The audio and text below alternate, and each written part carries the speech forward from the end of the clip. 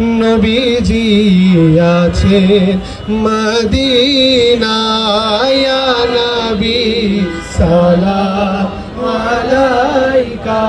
5ই আগস্টের পরবর্তী যে বাংলাদেশ, সেই বাংলাদেশ বিনির্মাণে আমাদের একটা খুবই স্বপ্ন যে আমরা একটা ইনসাফের বাংলাদেশ গড়তেই চাই। তো এটা যদি 100 বছর পরেও ইনসাফের একটা বাংলাদেশ হয়, কোনো না কোনো সময় কাউকে তো শুরু করতে হবে। আমরা একদিন সবাই মরে যাব, কিন্তু কিয়ামত পর্যন্ত তো বাংলাদেশ নামক এই ভূমিটা থাকবে।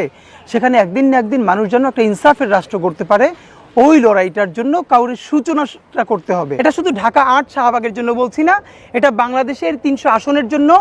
আমি আমাদের সমস্ত তরুণী আমাদের ভাই বোনদেরকে বলছি, আমরা যদি সবাই মিলে এরকম যোগ্য প্রার্থী বেছে বেছে সংসদে পাঠাতে পারি, তাহলে জাতীয় সংসদটা হবে যোগ্য প্রার্থীদের একটা মিলন মেলা। বাংলাদেশের জাতীয় সংসদ হলো দক্ষিণ এশিয়ার সব থেকে ব্যয়বহুল সংসদ।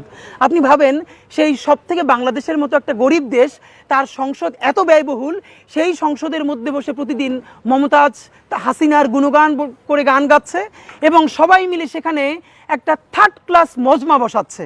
আমাদের যেটা করতে হবে, নতুন বাংলাদেশ, ইনসাফের বাংলাদেশ বিনির্মাণে আমাদের সংসদকে যদি কার্যকর করতে চাই, তাহলে দলীয় প্রতীক নয়, ব্যক্তির যোগ্যতা দেখে আপনারা সবাই ভোট দিন।